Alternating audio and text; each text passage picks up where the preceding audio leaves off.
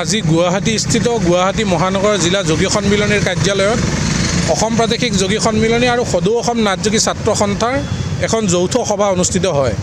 সভাখনত ইতিমধ্যে কেইবাটাও সিদ্ধান্ত গ্ৰহণ কৰা হৈছে যে অসম চৰকাৰখনে আজিলৈকে নাটযোগী জনগোষ্ঠীৰ যিখিনি দাবী সেই দাবীখিনিৰ প্ৰতি কোনো ধৰণৰ গুৰুত্ব প্ৰদান কৰা নাই আৰু যিহেতুকে গুৰুত্ব প্ৰদান কৰা নাই তাৰ কাৰণে গণতান্ত্ৰিক আন্দোলনৰ বিকল্প নাই। সেইকাৰণে আমি চৰকাৰখনক সকীয়াই দিবৰ কাৰণে অহা ডিচেম্বৰৰ 25 তাৰিখে তিনিচুকীয়া জিলাৰ ঢলা, ধেমাজি, লখিমপুৰ আৰু মাজুলী জিলাত এক বিশাল জোৰ সমদল কাৰ্যসূচী ৰূপায়ণ কৰিম আৰু এই জোৰ সমদল কাৰ্যসূচী ৰূপায়ণ কৰি চৰকাৰখনক সকীয়াই দিব বিচাৰিছোঁ যে 2026 চনৰ নিৰ্বাচন আহি আছে। গতিকে 2026 চনৰ নিৰ্বাচনৰ আগে আগে আমাৰ যিখিনি দাবী, আমাৰ বিশেষকৈ কেইবাটাও দাবী আছে, সেই দাবীখিনি যদি তেওঁলোকে পূৰণ নকৰে, সেই দাবীখিনিক লৈ যাতে তেখেতসকলে কোনো ধৰণৰ আলোচনা নকৰে, তেতিয়াহ'লে নিশ্চিতভাৱে 26ৰ বিধানসভা নিৰ্বাচনত জনগোষ্ঠী আৰু নাটযোগী জনগোষ্ঠীৰ ৰাইজে সিদ্ধান্ত গ্ৰহণ কৰিব।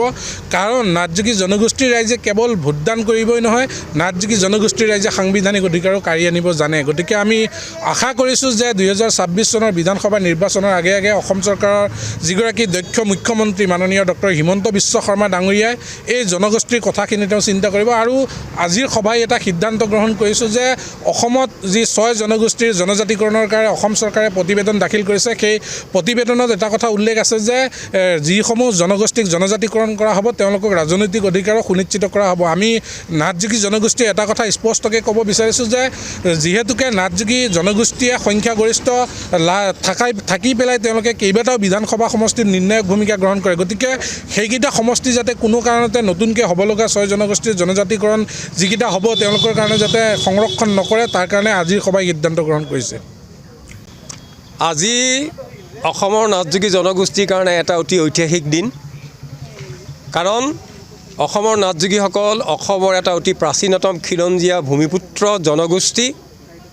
এই জনগোষ্ঠীটোৰ অসমৰ সাহিত্য, ধৰ্ম, সংস্কৃতি সকলো দিশতে ৰাজনৈতিক ক্ষেত্ৰখনত বিশিষ্ট বৰঙণি আছে, আত্মবলিদান আছে।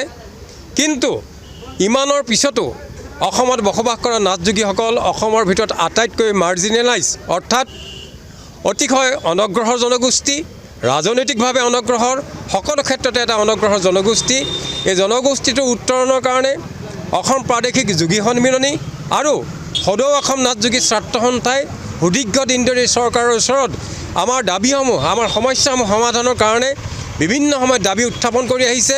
কিন্তু বছৰৰ পিছত বছৰ অতিবাহিত হোৱাৰ পিছতো এই দাবীসমূহ পূৰণ কৰিবৰ কাৰণে অসম চৰকাৰে কোনো ধৰণৰ পদক্ষেপ গ্ৰহণ কৰা নাই।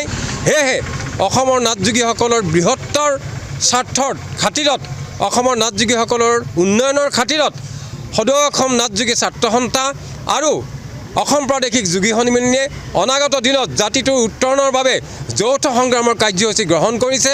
আৰু সেই কাৰ্যসূচী অনুসৰি অহা 26 ডিচেম্বৰ তাৰিখে প্ৰথম পৰ্যায়ৰ কাৰ্যসূচী হিচাপে ধেমাজি, তিনিচুকীয়া জিলাৰ ঢলা, লখিমপুৰ আৰু মাজুলীত জোৰ সমদল কাৰ্যসূচী পালন কৰিব। আৰু তাৰ লগে লগে ভৱিষ্যতে দুয়োটা সংগঠনে একত্ৰিত হৈ পেলাই জাতিটোৰ উত্তৰণৰ ক্ষেত্ৰত বিভিন্ন সংগ্ৰামী কাৰ্যসূচী গ্ৰহণ কৰিব।